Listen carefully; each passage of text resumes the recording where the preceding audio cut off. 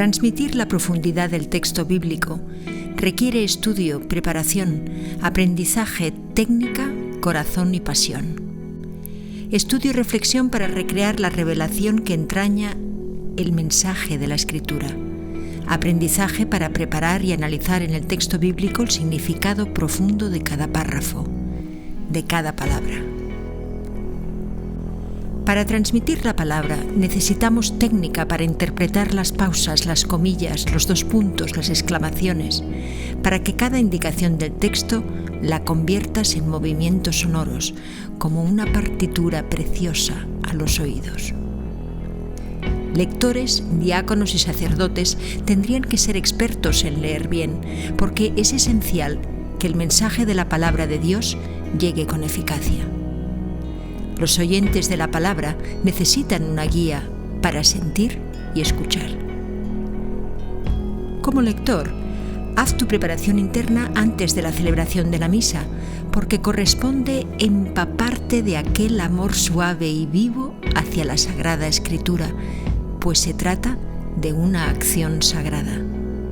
La propia interpretación del lector da un nuevo sentido a la misma esencia de la palabra. Tu aportación original proclamando la palabra crea ese diálogo necesario entre Dios y la comunidad. La Iglesia necesita al lector como testigo y ejemplo de que la palabra es todavía relevante a cada asistente de la celebración. Respeta para qué fueron escritos los textos bíblicos. Algunos fueron escritos para despertar la memoria, para relatar grandes acontecimientos salvíficos, otros para exhortar o corregir. Otros son textos poéticos, otros oraciones, otros acompañan en el momento de la unción, otros te invitan a la meditación y a la intimidad. Leer y proclamar no es lo mismo, por ello prepárate previamente el texto. Busca las palabras difíciles, la intención con la que fueron escritas. Ralentiza aquellas importantes y las que tratan el tema principal. Detente en ellas para saborearlas, para hacer reflexionar, para entablar ese diálogo tan necesario. Aconsejamos no correr mientras lees. Traduce los nervios en ilusión, en pasión, en alegría por comunicar las buenas noticias. Convierte en oportunidad ese momento tan especial. Pon tu pasión en redescubrir el texto con la intención que fue escrito. Huye del pecado de la indiferencia, de la costumbre repetitiva del que lee lo que no le importa, del tono monocorde sin gracia ni sentido. Haz gozar la palabra de Dios como tú la gozas. Respétala y ámala con pasión.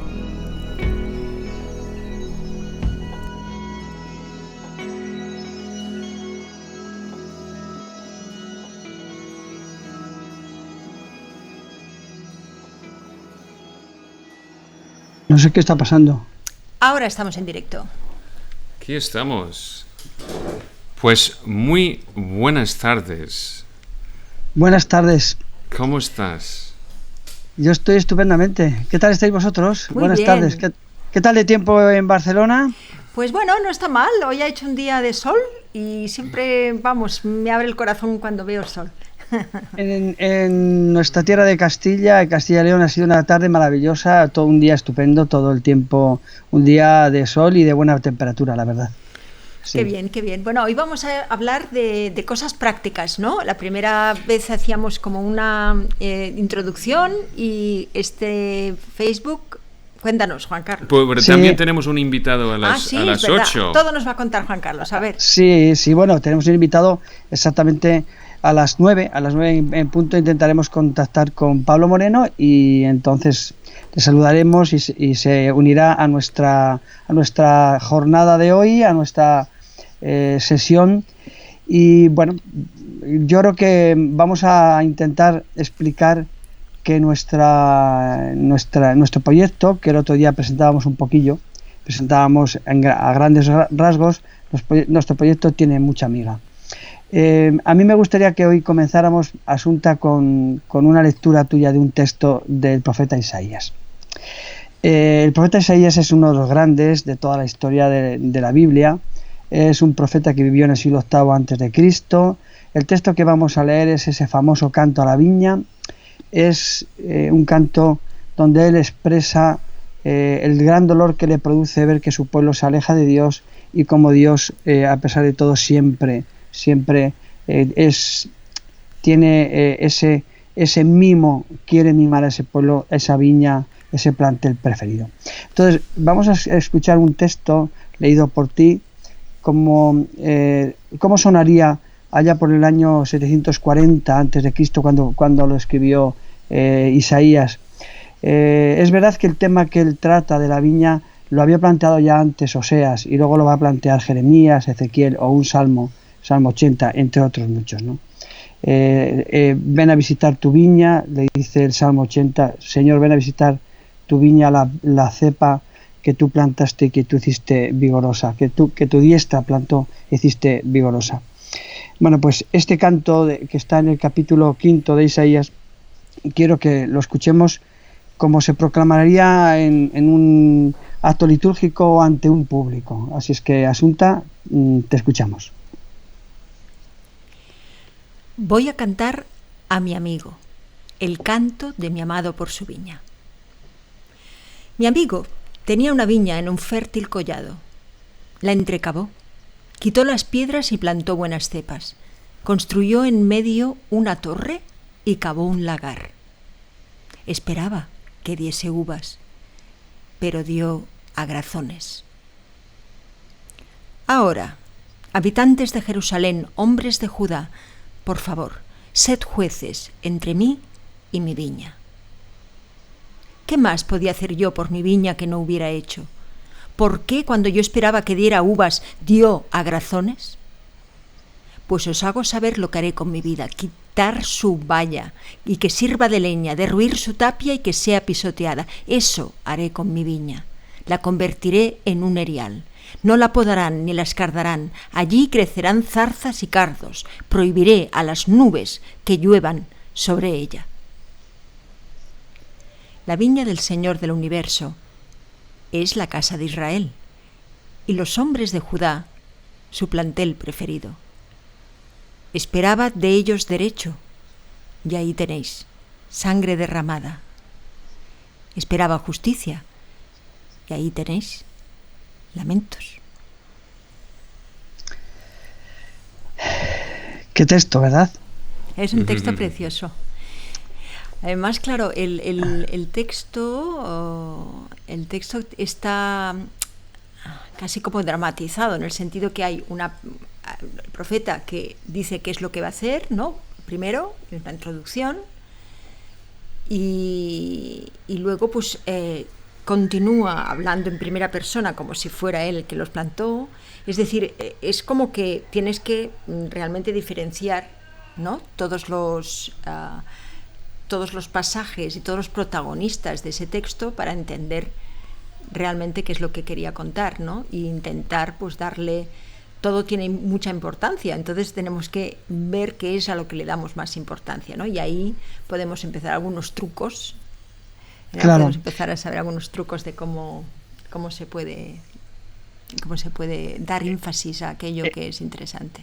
Este texto, claro, lo primero es el texto en el fondo capta primero de una manera maravillosa la atención del público, ¿no? Voy a cantar a mi amigo el canto de mi amado. O sea,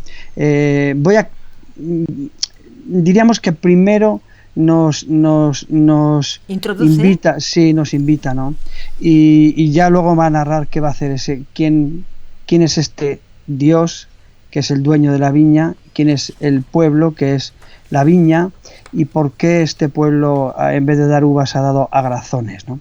Bien, pues los trucos para leer bien un texto, en primer lugar, es saber que este es un texto narrativo, pero si nos dieras unos cuantos consejos, por ejemplo, a mí me gustaría que nos hablarais, que le hablarais a nuestros oyentes de la regla de 3. Uh-huh. De la regla de 3, porque esa regla de 3 la usáis muchas veces vosotros en vuestras clases, para actores, la usáis para hablar en público. Para hablar en público. Y bueno, ¿por qué podríamos tener esa regla de 3 muy presente. Evidentemente no se cumplen todos los textos, ¿no? Pero ¿por qué es importante para vosotros esa regla de 3? Bueno, fíjate que si hay aquí mismo en lo que es el texto, tenemos también 3, va agrupados en grupos de 3. Primero dice, voy a cantar, que es como introducción. Dice, ahora, habitantes de Jerusalén, hombres de Judá. Y una tercera, ¿no? La viña del Señor es un universo y la casa de Israel, que explica, digamos, lo que va a pasar. O sea, que está estructurado con 3. También, cuando está hablando la historia, está contando que la entrecabó, quitó las piedras.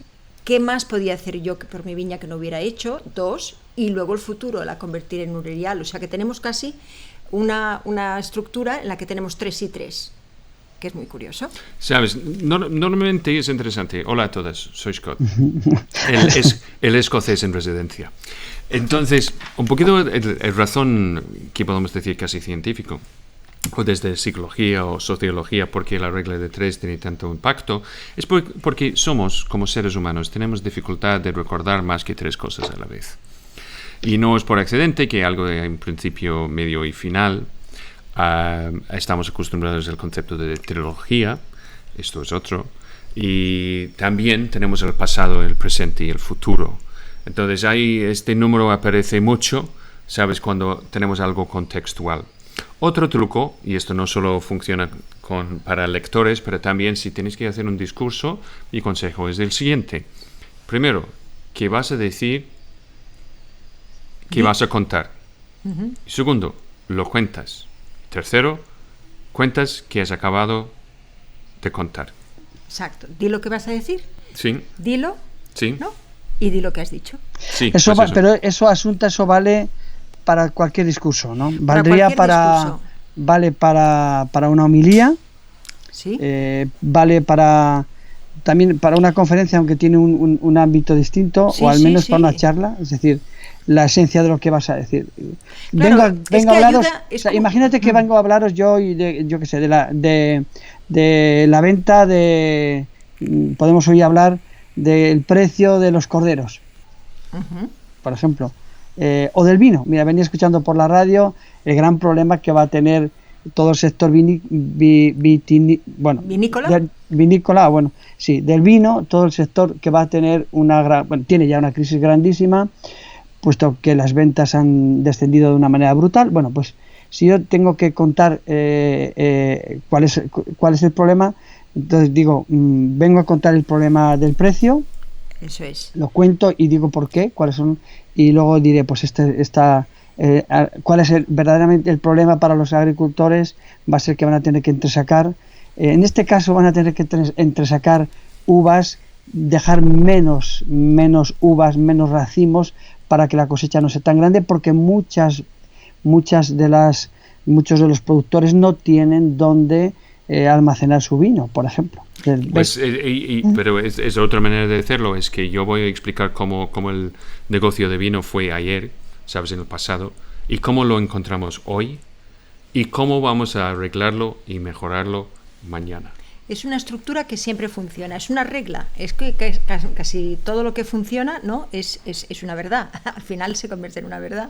Es decir, es útil cuando pensamos en la cantidad de información que queremos comunicar, reducirlo a 3. Esto muchas veces en los textos bíblicos nos lo encontramos también, esta regla de 3. Es que si está bien escrito, existe esa regla. Sí, pues hay otro aspecto cuando tienes los textos bíblicos, por pasar por siglos, ¿sabes? En principio, en general, desde una tradición oral, ¿sabes? Pasado uno a otro, es que razón por qué se queda es porque tiene su propia fuerza, inteligencia, sabiduría, y realmente, ¿sabes? Que tenemos el destilación, ¿sabes? Hasta lo más fuerte y lo más poderoso y lo más simple, ¿sabes? De la palabra, ¿sabes? La palabra no es barroca, la palabra no hay adornos, uh-huh, la palabra es directa, porque está para la persona más sofisticada desde el hombre más pobre en la calle. Claro, una cosa que has dicho, Scott, me parece muy interesante, porque desde el punto de vista de la comunicación, que es un poco lo que nos interesa destacar en esta tarde a todos aquellos que se nos unan en este directo, es que las personas están acostumbradas a recordar 3 cosas más la gente normal, habitual, no suele recordar, ¿no? Cuando tienes que pedirle a alguien que te resuma algo, te lo puede resumir a lo mejor en 3 pasos, en 3 momentos, ¿no? En 3 verbos, en tres afirmaciones, en 3 palabras. Sí, es decir, esa comunicación de 3, de la regla de 3, es muy universal porque diríamos que es muy antropológica, ¿no? Sería sí. Eso, ¿no? Sí. Es que también cuando estamos comunicando la palabra, por ejemplo, sea leyendo, existen, claro, 3 elementos también, que eres tú el que la enuncia, la misma palabra de Dios, pero también, y muy importante, el grupo de personas a la que está dirigido. Por eso siempre en nuestras clases, ¿verdad?, vamos diciendo, no, despegaros del papel y hablar con ese tercero, porque realmente tenemos que generar esas preguntas, esa interactuación con la gente que nos está escuchando, porque si no, no es relevante para ellos. Entonces es muy importante que consideremos también esa tercera figura, que es a las personas que tenemos delante de nosotros mientras leemos. Otro aspecto es que encontramos Trinidad, ¿sabes? Como la Santa Trinidad, Padre, Hijo y Espíritu Santo. Esto es otra parte de la regla de 3. Esto es otra cosa que encontramos también en la ficción, en películas. Es que he visto una película, un libro muy interesante sobre cómo utilizar Guerra de las Galaxias como metáfora utilizado dentro, ¿sabes?, de entender cosas sobre la Biblia y la palabra de Dios. Uh-huh. Entonces, porque que también podemos decir que no es exactamente igual, que tenemos el Darth Vader, Luke Skywalker y Princesa Leia, que es Padre, Hijo y Espíritu Santo. También claro. Tenéis en el Matrix, que tienes Morpheus, Padre, Neo, que es Hijo, y Trinidad, se llama Trinidad. No por casualidad. No por casualidad, que es el Espíritu Santo. Entonces, esto es algo que es parte, es en nuestros genes. Y fijaros que incluso la misión de toda historia también la podemos estructurar en 3, porque en nosotros estamos diciendo un problema, ¿no?, para que podamos aprender, ¿no?, y cambiar y mejorar el futuro. Es decir, estamos en 3. Siempre también estamos en 3, ¿no? O sea que en realidad los errores del pasado para que podamos aprender hoy para cambiar en el futuro, ¿ves? Entonces, todas las historias tienen esa tridimensionalidad, vamos a hablarlo así. Entonces también es el concepto es de ponernos en el contexto del pasado donde estamos en el presente y redención del futuro. Claro. ¿Sabes? Y esto es la promesa del futuro para todos, en cualquier contexto casi. Claro, también en teatro, ¿verdad? Que tú eso lo conoces porque has organizado muchos festivales de teatro, ¿no? En Ciudad Rodrigo, ¿no? Sí. Es decir, al final el primer acto, la regla de 3, claro. ¿Por qué funcionó muy bien el esquema, por ejemplo, de Lope de Vega? Porque Lope de Vega logró entender perfectamente el planteamiento, nudo y desenlace, que en el fondo son 3 partes, pero sobre todo porque captó justamente esa esencia y ese hallazgo de Lope. Al final es universal. Bueno, ya estaba antes en los trágicos, pero bueno, hablando de eso, ¿no?, que efectivamente. Pero bueno, para avanzar en más asuntos que tienen que ver con el texto, a mí me parece muy interesante una idea que también soléis explicar, identificar los bloques de acción y las palabras clave para un texto, ¿no? Sí. Por ejemplo, claro, eso no puedes empezar a leer si no conoces profundamente el texto. Hay trucos, por ejemplo, ¿no? Nosotros que hemos leído mucho, que hemos visto mucho y tal, pues sí, resulta que ya, hacemos una abstracción total, y aunque no lo hayamos leído, tal como están los signos de puntuación y tal, es como una especie de melodía, como aquel que lee una partitura y tú dices, ¿cómo lo ha hecho? Pues ha entrado en su cabeza. De la misma manera, el texto lo podemos ver así, pero esto es cuando has leído mucho y tienes experiencia. Pero en realidad, cuando no la tienes tanta y tienes que realmente comunicar esa maravillosa idea que es la palabra de Dios, tienes que estudiarla a fondo, pero muy a fondo, para entender cómo está estructurada y cómo podemos realmente identificar esos bloques en los que cada acción, lo que hay detrás nos interesa decirlo. Por ejemplo, en el texto que hemos leído hoy, si vamos a esa idea de voy a cantar a mi amigo el canto de mi amado por su viña, que es ese principio, claro, es esa introducción, pero es que luego da otra interpelación y está hablando con los mismos y dice, pero sí, ahora, habitantes de Jerusalén, hombres de Judá, sed jueces entre mí y mi viña. Se va otra vez para atrás para volver al final con el final, que dice la viña del Señor del Universo es la casa de Israel, los hombres de Judá. Es decir, está hablando, ¿sabes?, como mínimo, con dos conceptos diferentes, aquel que narra y aquel que le pasa. Eso ya como principio. Entonces, si no identificamos que son voces distintas, el público se va a confundir. Entonces, tenemos que partir el texto, mirar cómo yo lo hago, ¿ves? Por ejemplo, ¿ves aquí? ¿Ves? Para mí, esto y esto... Espera, ¿me puedes poner un poquito conmigo? Eso es. El problema es que puede ser que aparece al revés. Bueno. Como un espejo aquí. Vale, bueno, pero aquí 1, ¿ves? Sí, 2. ¿Se ve bien? Y 3. ¿Cómo está? Aquí. Son cuando él está hablando a las personas. Y en cambio, cuando a él le está pasando... la entrecabó, quitó las palabras, tal, y cuando él está hablando, ¿qué más podía pedir yo? Pues aquí se junta, es decir, esto lo divide, ¿no? Estos tres lo ¿Y divide. qué son las barras fuertes que tienes allí? Sí, las barras fuertes, por ejemplo, son los momentos donde hay pausa, los momentos donde, es que no me veo, aquí, donde realmente es otra idea, una aquí, otra aquí, ¿ves? Donde hay realmente... todos los puntos de que digamos empieza otro pensamiento, otra idea o es otra voz la que habla. Aquí en concreto en este texto hay un detalle muy muy curioso que cuando lo proclamamos a veces en la liturgia no caemos en la cuenta. Voy a cantar a mi amigo el canto de mi amado por su viña. Es decir, Isaías de alguna forma se desdobla y dice su amado es Dios, es decir, es el dueño de la viña. Mi amigo tenía una viña en un fértil collado. Es decir, aquí empieza la historia. Claro, es un relato, fíjate, es un relato en el que en realidad todo el mundo entiende ese lenguaje de la viña porque en Israel hay viñas y la gente cultiva las viñas. Entonces cuando Isaías cuenta que su amigo tenía una viña, todo el mundo ya sabe todo el mundo que está hablando de Dios, porque es un tema muy recurrente en los profetas, ¿no? Mi amigo tenía una viña, entonces, y además cuento lo que mi amigo hizo con la viña. O sea, mi amigo con la viña hizo todo lo que se espera de hacer con algo que es muy importante para ti. Pero Dios es el que se equivocaba y decía quitar su valla y que sirva de leña, derruir su tapia y que sea pisoteada. Claro, es decir, en ese diálogo, si te das cuenta, lo que le ocurre al profeta es Dios lo ha hecho todo por este pueblo. Se ha elegido un pueblo, ha plantado una viña, le ha dado una tierra. ¿Y qué esperaba? Frutos.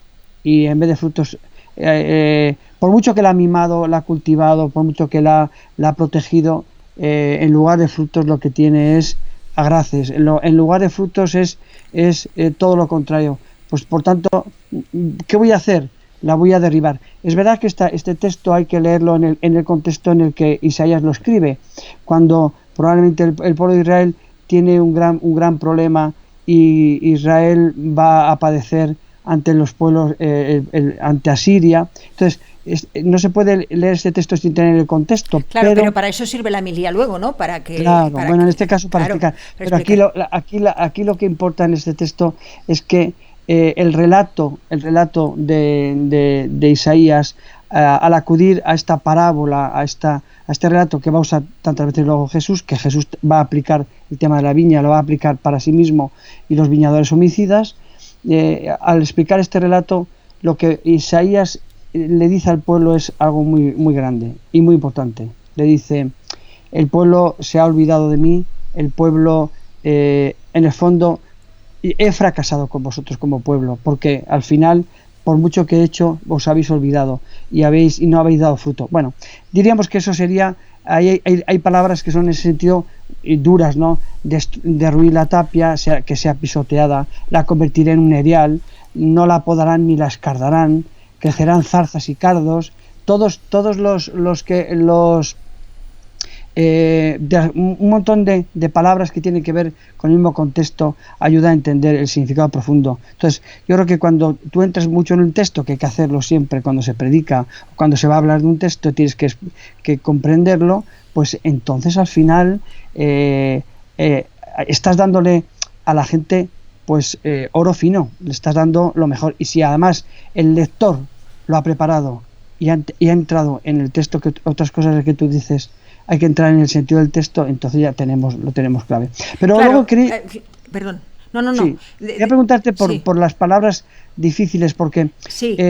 Cuando se lee, bueno, tenemos muchas anécdotas, los sacerdotes y los lectores tenemos muchísimas anécdotas sobre cómo se lee y qué palabras a veces, cuando son raras, difíciles, extrañas, que no son frecuentes, pues dices palabrotas, ¿no? Dices palabras que a veces provocan la risa, es inevitable. Pero claro, cuando tú lo lees, lo preparas, cuando un lector se lo ha preparado antes en casa, etcétera, la cosa cambia, ¿no? Pero las palabras difíciles, ¿qué hacer con las palabras difíciles? Claro, para mí, ves, las palabras difíciles aquí, vemos ¿sí? aquí. Oh, perdón. Los vemos aquí, por ejemplo, las palabras difíciles, por ejemplo, agrazones, ¿ves? Aquí, agrazones. Agrazones es una palabra que quizás no entendamos hoy, o mucha gente no entienda hoy, y gente que está urbanita en la ciudad, pues menos. Entonces, ¿qué necesitamos hacer? Pues recordar cuál es la raíz de agrio, porque agrio nos lleva a esa, ¿no? A malo, sí. A agrio. Entonces, ¿cómo podemos hacer? Ralentizando el agrazones para que entendamos que, sabes, que es algo agrio que no es lo que esperaba, los frutos que esperaba, ¿no? Entonces, esa sería una palabra llave que tenemos que hacerle un efecto mientras leemos para que pueda ser entendida por la gente. Es decir, no es las palabras difíciles, sino al revés, acentuarlas y buscar cómo hago para que sean fáciles y relevantes para el público que nos escucha. Por ejemplo, hay otra cosa que se hace mucho, sobre todo lo hacen textos bíblicos, que dice, por ejemplo, es como la moraleja al final, ¿no? Que dice, la viña del Señor del universo es la casa de Israel y los hombres de Judá su plantel preferido. Esperaba de ellos derecho y ahí tenéis sangre derramada. Esperaba justicia y ahí tenéis lamentos. Si lo veis, también es en 3 esta estructura. Entonces, realmente lo que necesitamos es que esto se entienda bien, porque esto es el mensaje, ¿no? Es el mensaje que va al final y concluye. Es un poco lo que ha dicho Scott antes de, di lo que vas a decir, lo anuncia, voy a cantar a mi amigo el canto de mi amado por su viña, ¿no? Y después dice, dilo, y expone, digamos, todo el problema de que tenía Dios con sus cepas, y al final di lo que has dicho. O sea, lo que he dicho es que esperaba de ellos derecho y ahí tenéis sangre derramada, esperaba justicia y tenéis lamentos. Esto es la casa de Israel y los hombres de Judá su plantel preferido. O sea, cuidado, nos está diciendo que somos los preferidos. Quiero decirte que esto, como es esencial, eso es lo que tenemos que ralentizar y buscar un efecto también. ¿Y qué sería, a lo mejor, de aquí, de todo este último texto? Tenemos que buscar esa comparación que él hace, pues que estas palabras queden clarísimas, que quede clara, plantel preferido, que derecho, sangre derramada, justicia y lamentos. Eso no se nos puede escapar en el momento en el que estamos leyendo. Claro. Y las que son difíciles de pronunciar, por supuesto que deben de ser antes leídas. Cuando uno no las sabe pronunciar porque son difíciles, tiene que intentar haberlas ensayado antes. A veces tú decías Scott también, que conviene leer paseando. O sea, tú vas paseando y a un lector que le dé miedo, que le dé vergüenza, o que tenga, a lo mejor, que tenga, no sé, ese miedo escénico, porque es curioso. Hay mucha gente que le da un miedo escénico tremendo. Le gustaría leer, le gustaría proclamar la palabra en la liturgia, le gustaría pues hacer ese servicio porque es un gran servicio, y sin embargo le produce pánico, empiezan a temblar las piernas. También tendríamos que hablar de eso, ¿no? ¿Cómo hacer para que alguien que quiera hacerlo mira, no se atreve? Hay una cosa que dice, si puedes leerlo, Asunta. Dice David Jerez Hernández: da gusto escucharos, lo planteáis y hacéis muy sencillo.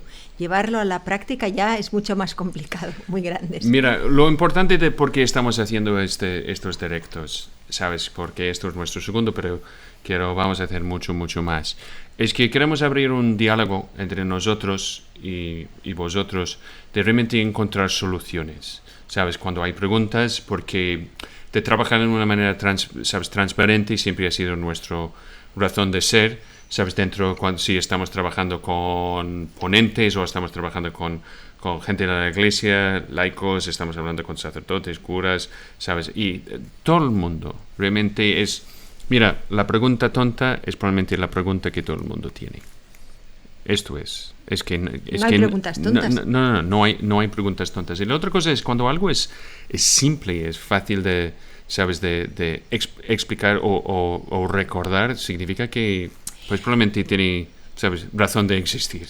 Pero yendo a la pregunta que nos hacía aquí Juan Carlos, Scott encontró una cosa muy bonita para nuestros actores.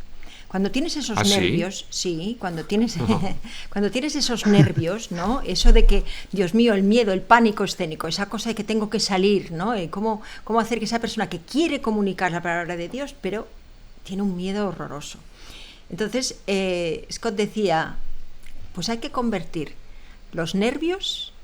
Es porque el efecto de tener... En excitación, ¿verdad? Sí. En ganas de contar. Eso. En ganas de contar. Porque ¿qué pasa? Es que nuestra relación con los nervios es que sudamos, nuestro corazón empieza ¿sabes? A hacer más, ¿cómo se llama? Latir. Sí. Latir más rápidamente. Entonces es exactamente lo mismo cuando tenemos una ilusión o excitación en este sentido. Entonces, claro. ¿qué tenemos que hacer? Es de convertir una cosa en otra. Y entonces, hay otra cosa. Voy a daros un hack ahora. ¿Cómo hackear esto? Entonces, ¿qué tenemos que hacer antes de hacerlo? Es que tenemos que sonreír. ¿Ok? Tenemos que sonreír. O, ¿sabes? Reírnos un poquito. ¿Ok? Entonces, ¿por qué reírnos? ¿Por qué tenemos que reír? Es porque en este momento que estamos haciendo, estamos subiendo, ¿sabes? Un pequeño golpe, ¿sabes? De oxitocina. Oxitocina. ¿Ok? Y entonces, ¿qué pasa con esto? Esto es para combatir cortisol, que es la hormona de estrés. Del ¿sabes? miedo, que nos da miedo. Esto es porque muchas veces es como un funeral. Todo el mundo sabe que un funeral, a veces, por accidente, es el sitio más divertido que puedes imaginar. ¿Por qué? Y no es porque la gente son cínica o no importa qué está pasando, es porque nuestros cuerpos están intentando de nivelar, ¿sabes? Los niveles de estrés, de varias otras cosas, para estar bien. ¿Ok? Entonces, lo que tú propones es hackear, ¿no? Antes de hacerlo, es sonreír, respirar y pensar, ahora tengo la oportunidad de hacerlo que bien.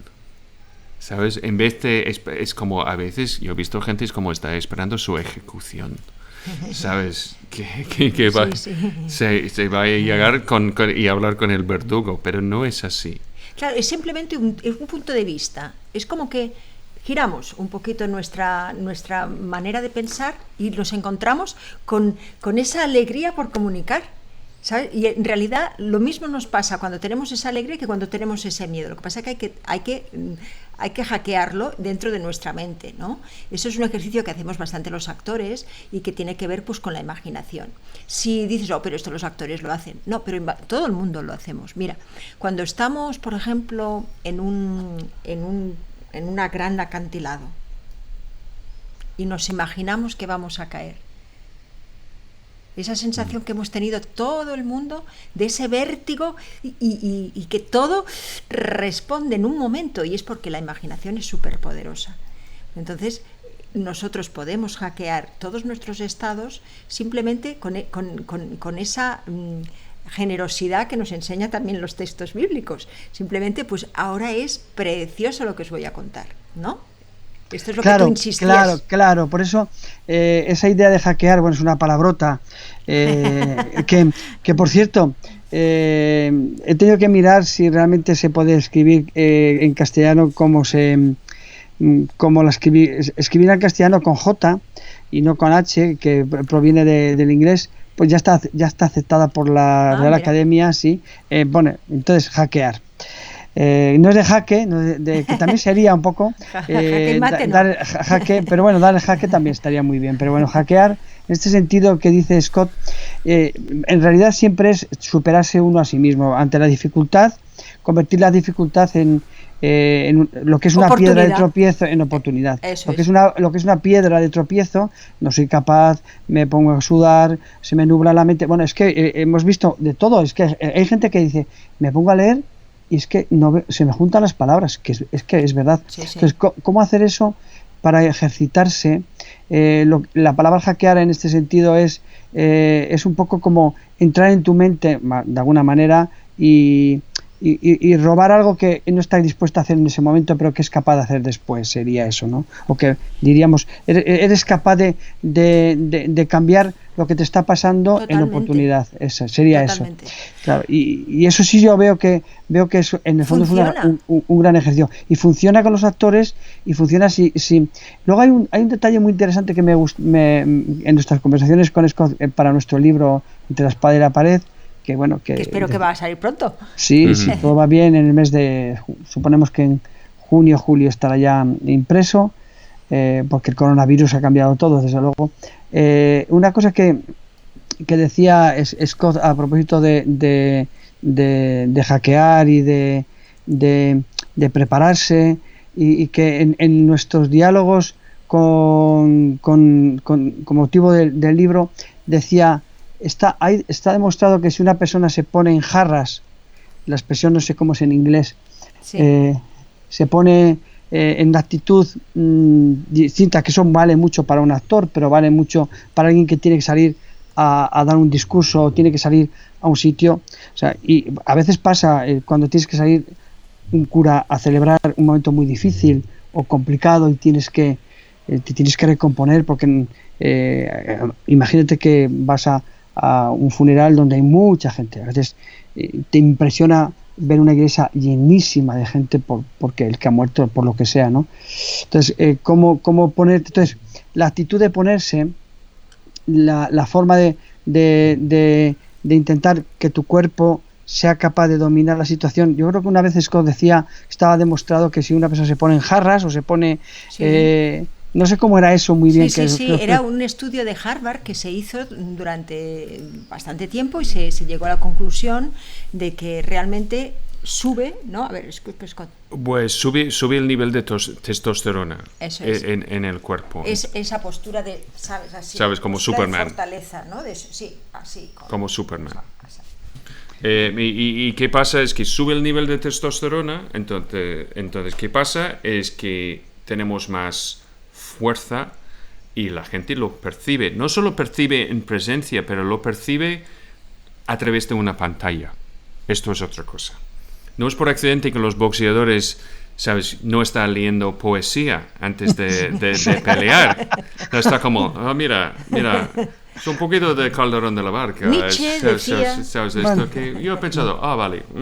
No, es que entonces siempre estamos haciendo eso para controlar, ¿sabes?, microgestionar los niveles de los hormonas en nuestro cuerpo. Entonces, si estamos en la sacristía, que también está diseñado, ¿sabes?, para crear un sentido de calma, un sentido de foco, un sentido de ocasión, un sentido entero del sagrado, ¿sabes? El rito empieza mucho más antes, ¿sabes? Y todo este concepto de ceremonia, el rito, es otra manera de realmente poner y preparar a la gente para algo que está a punto de pasar.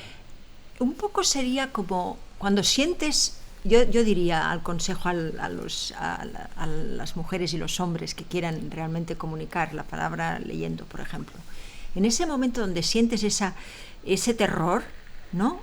Como decía Scott, sonríe. Ya. Es un buen consejo, desde luego, ¿eh? Es un buen consejo. Y además, si lo haces repetidamente, vas a hackear, dicho así, entre comillas, ese estímulo que tienes lo conviertes en algo positivo. Son las 9:10. ¿Vamos a llamar a Pablo o qué? Tendríamos que llamar a Pablo, que nos estará esperando, sí, ¿verdad? Efectivamente. Venga, vamos a ver si lo podemos llamar por Skype y nos va a aparecer aquí, ¿no? Hombre, ¿qué tal? Pablo, ¿estás por ahí?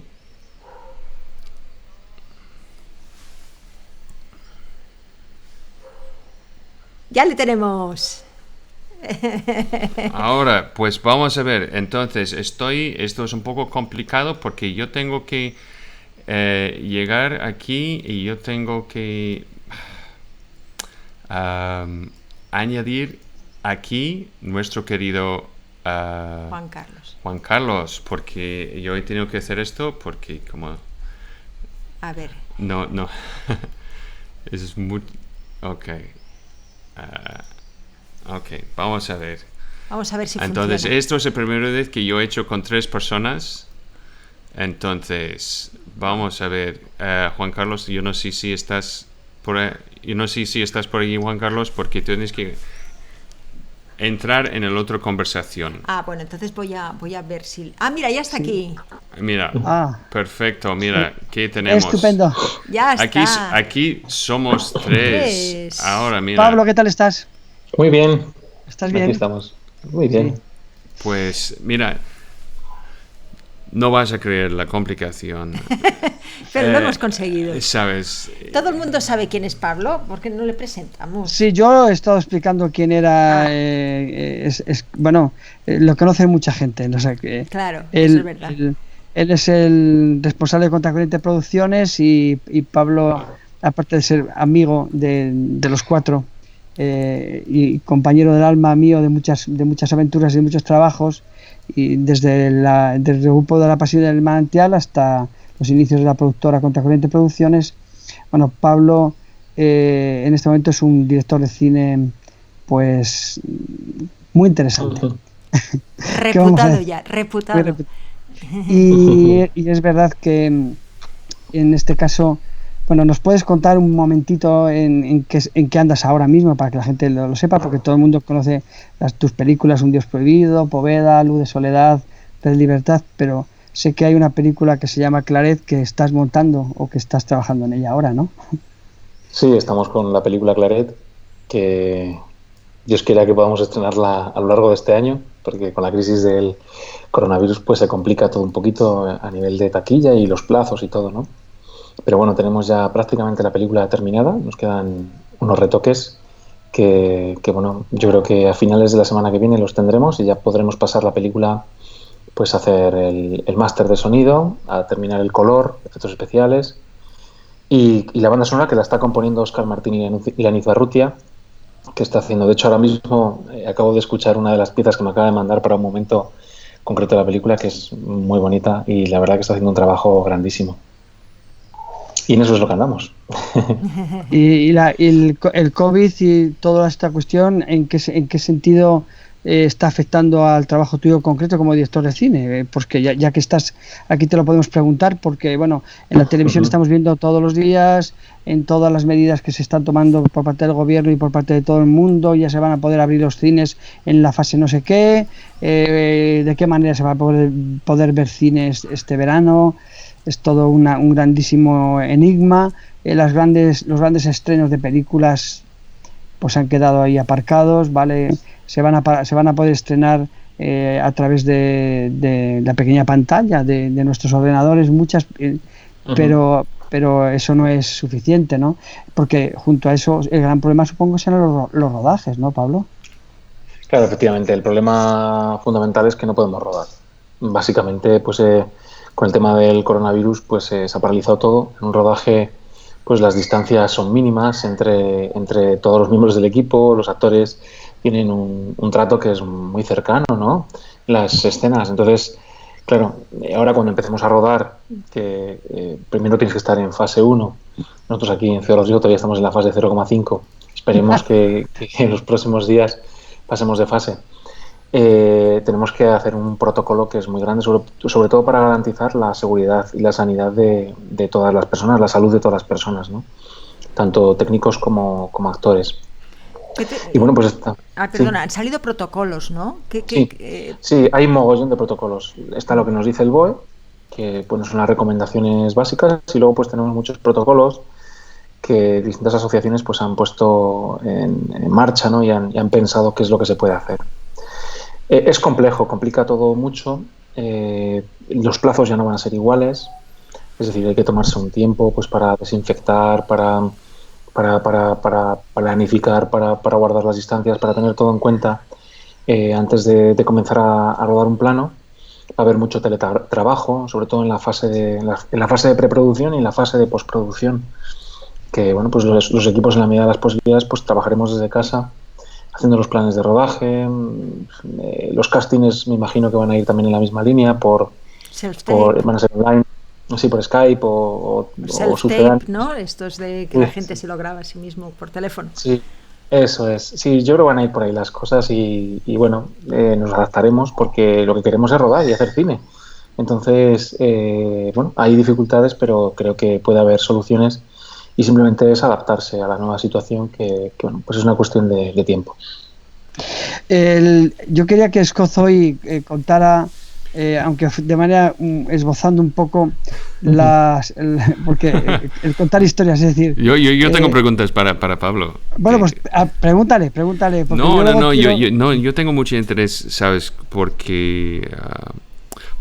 Pablo, sabes que tú tienes una capacidad de contar historias que es casi innata, ¿no? Esto es la palabra innata. Eso es. Innata. Como flan sin nata. Eso es. Como innata. Entonces, mi pregunta para ti es ¿dónde has dado cuenta que quieres contar historias? ¿Y dónde? ¿Es que fue de pequeño? ¿Fue películas? ¿Y qué ha sido tu viaje en este sentido un poquito? Pues es curioso porque cuando era pequeño, con 6, 7 años, yo quería ser director de cine. Pero claro, no tenía medios en casa pues, para poder hacer cine, no tenía una cámara de vídeo. Mi padre la compró cuando ya era un poquito más mayor y se la robábamos para hacer nuestras peliculillas.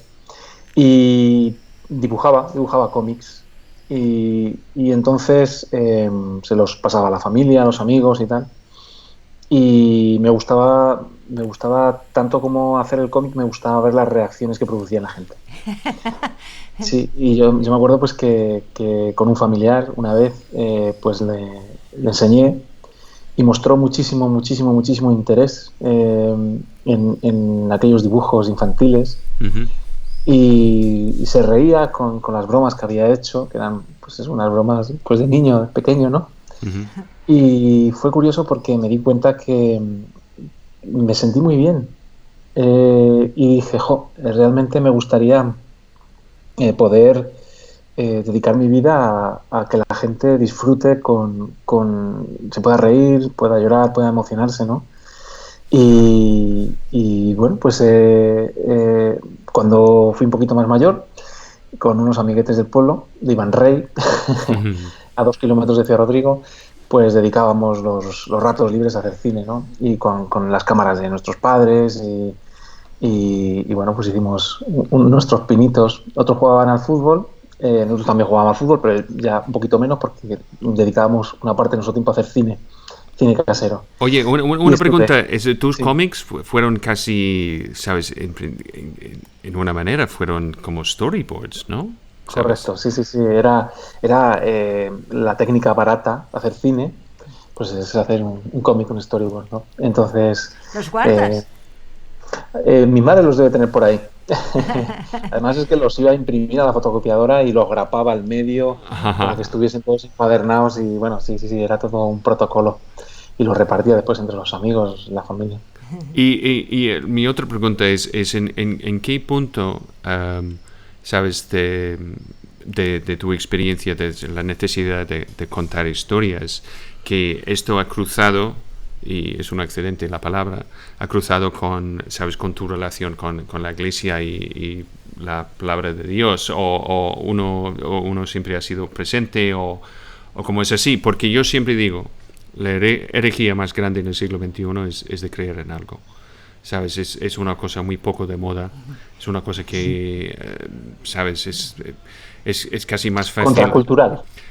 Realmente es contracultural, no es de rapar el pelo, no es de ni un piercing, ni un tatuaje, es realmente de creer en algo. ¿Dónde has encontrado el momento donde una cosa ha cruzado con el otro?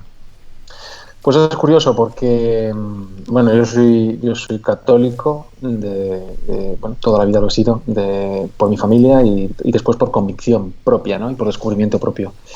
Y bueno, pues en un momento dado, con Juan Carlos Sánchez, aquí presente, el duende del manantial, hacíamos bueno, pues representaciones de la Pasión todas las Semanas Santas, ¿no? Y bueno, teníamos con el grupo Manantial, que era un grupo diocesano, es un grupo diocesano porque todavía existe 26 años después. Caramba. Y bueno, a marchas por los ríos, buscando el sentido antropológico de la búsqueda de las fuentes de la vida, etcétera, etcétera, ¿no? Una búsqueda espiritual que hacíamos, que realmente era una caminata con amigos y nos lo pasábamos muy bien. Y bueno, pues a raíz de esa experiencia, de una exposición que hicimos que se llamaba Gólgota, drama de pasión por una tierra, que era una reivindicación. Gólgota, drama de pasión y Pascua, pasión por una tierra, así Correcto. Se llamaba. Eso es. Pues con esa exposición, que fue fantástica en el año 2004, si no me equivoco, pues Sí. pusimos en valor toda la tierra desde la perspectiva de la pasión, nuestra tierra que está tan demográficamente desertizada, ¿no? Esa España vaciada en la que vivimos.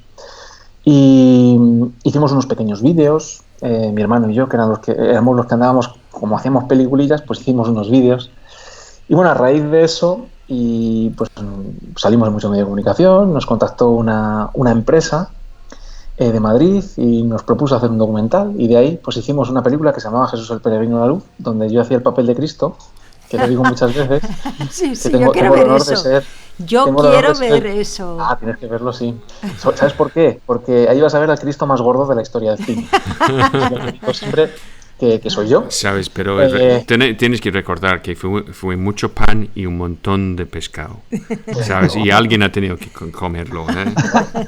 Esto ¿qué pasa? Tantas cenas. Si hubo una última cena es porque hubo muchas primeras. Entonces, Jesús comía con publicanos y pecadores. Eso es. Sí, y está bien, o sea, no era Por supuesto. Entonces, bueno, pues hicimos una película, pero en ese entorno que estaba ya tocado, me pasó algo, y es que vi la película de Teresa de Calcuta, la película que se hizo con Olivia, no me acuerdo el apellido. Correcto, en el año 2003. Y ¿Cuánto sabes, Scott? me la compré en DVD y la estaba viendo en mi casa. Yo sé cosas, en mi casa un día de lluvia, y entonces pues me emocioné muchísimo, pero llorando, y hay un momento en el que ella está en la estación con todos los pobres alrededor y cae de rodillas, y entonces sentí que quería hacer cine así. Digo, yo quiero hacer este cine, me gustaría hacer este cine, ¿no? Y luego pues el resto ha sido coyuntural y ha venido también dado, ¿no? He tenido la suerte de poder hacerlo. Yo tengo una... Dice Daniel una cosa, dice el Señor... ¿Dónde está? Es aquí. Aquí, dice Daniel, el Señor de los Palillos, ese cine hecho en Iván Rey. Ah, sí.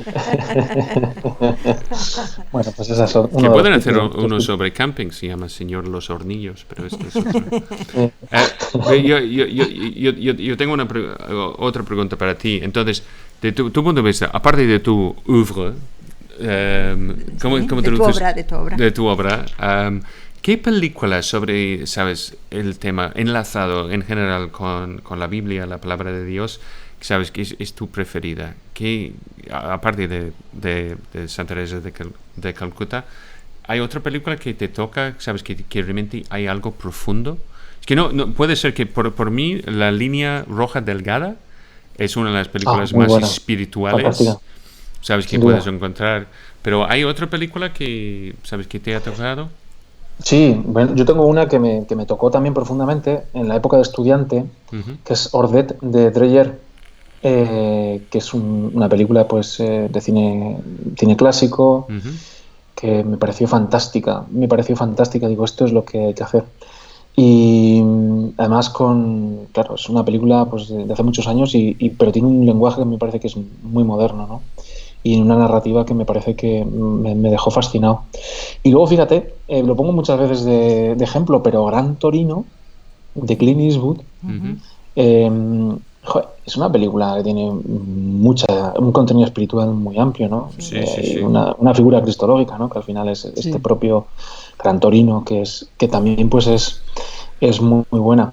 Pero es que se puede encontrar, yo lo que le digo a mis alumnos, se puede encontrar estos recursos, porque yo creo que el cine religioso como tal no existe. Yo creo que realmente... ¿O existe buen cine o mal cine?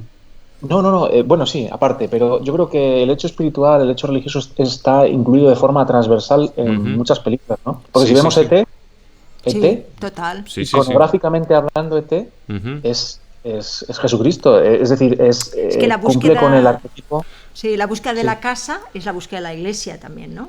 Sí, el cielo, y también, cielo, pero hay otro elemento que es realmente mucho más fuerte en ET, porque tienes la dualidad, porque Elliot y ET son también padre y hijo a la vez. La fuerza de la película es porque tienes un padre que está diciendo adiós a su hijo y también él es hijo. Y esto es porque nos mata. Es brutal. Porque realmente que tienes este elemento que es tan... pues es realmente que has dicho, Pablo, es que es transversal. Si ves la película más taquillada de la historia, que es la última película de Los Vengadores, ¿sabes? Los Vengadores, que, spoilers, yo no voy a destruirlo para nadie, pero es imposible de separar cómo funciona esta película con realmente los elementos de la historia que encuentras profundamente en la Biblia. Y es porque, ¿sabes? Gran Torino es otra cosa también, pero cuando una película funciona es que siempre toca estos temas. Es que hablábamos antes de las historias, ¿no? Y de cómo la estructura es tan importante de las historias, como en el texto bíblico encontramos también esas historias mitológicas y la manera en la que... Sí, yo quería que Scott, pero ya te preguntaremos otro día, quería que Scott hubiera hablado del viaje del héroe, pero lo hablaremos otro día porque es muy interesante para contar historias que tengan sentido y mucha gente que a lo mejor no está tan versada en el mundo cinematográfico. Bueno, sí, aparte de aprovechar como Pablo está aquí, porque yo creo que un elemento que tenemos ahora es para muchas personas el primer encuentro con la Biblia. A veces es a través de una película o a través de alguien dentro de una película o ¿sabes?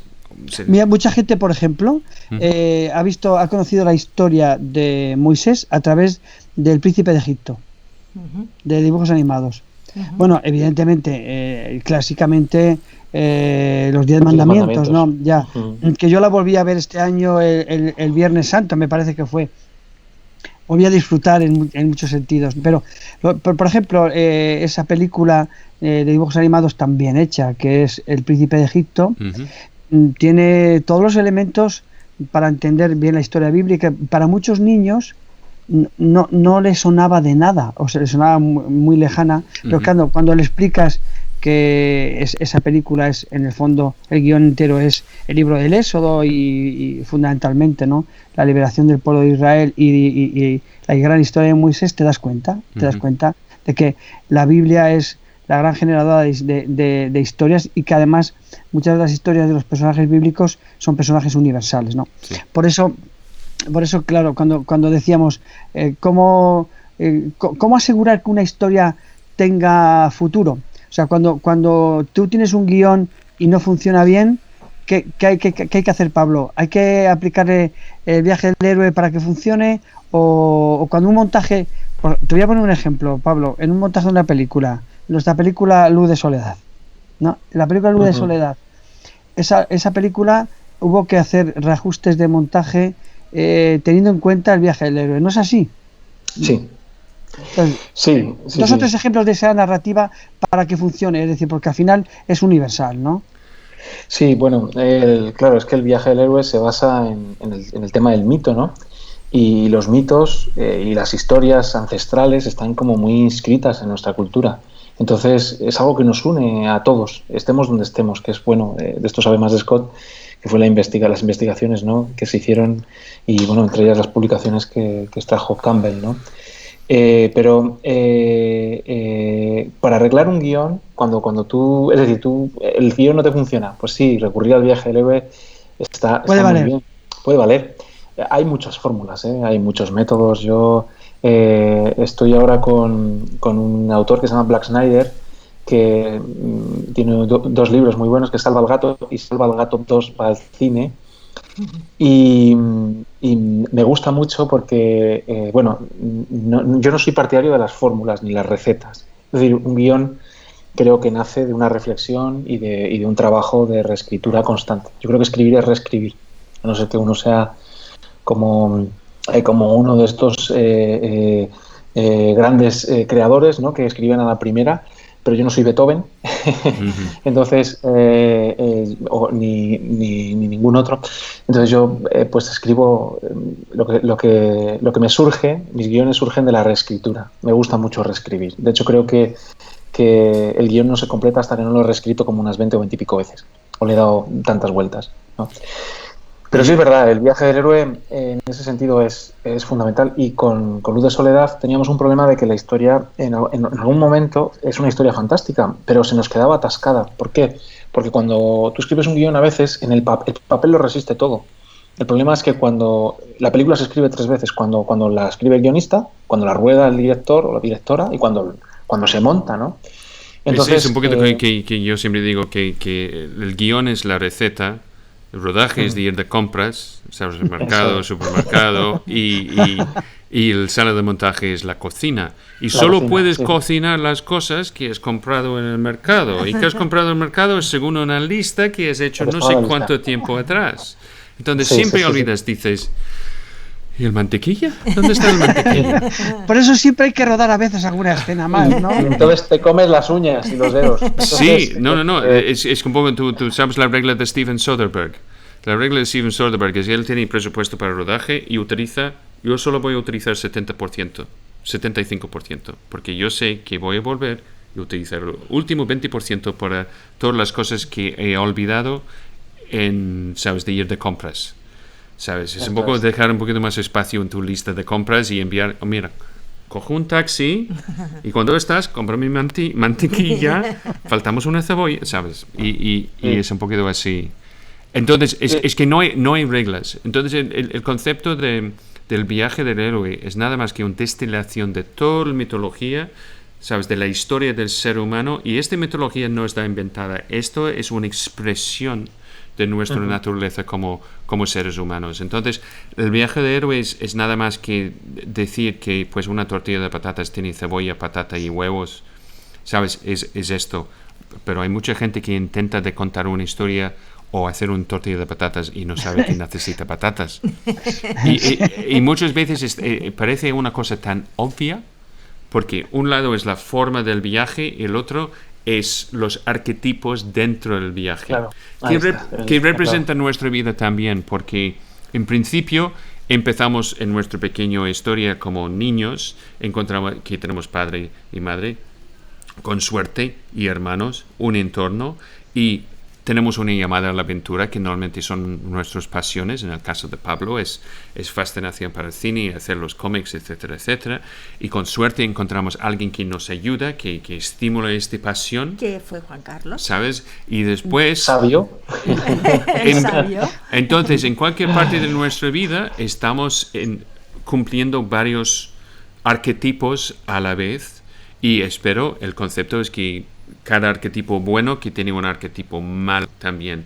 Por cada hada hay una bruja, para cada rey hay un tirano, Un tirano. Tirano, ¿sabes? Entonces siempre tenemos, y la Biblia también está llena de estos tipos de lecciones. Está lleno de eso. Pues sí, es que esto merece muchísimo.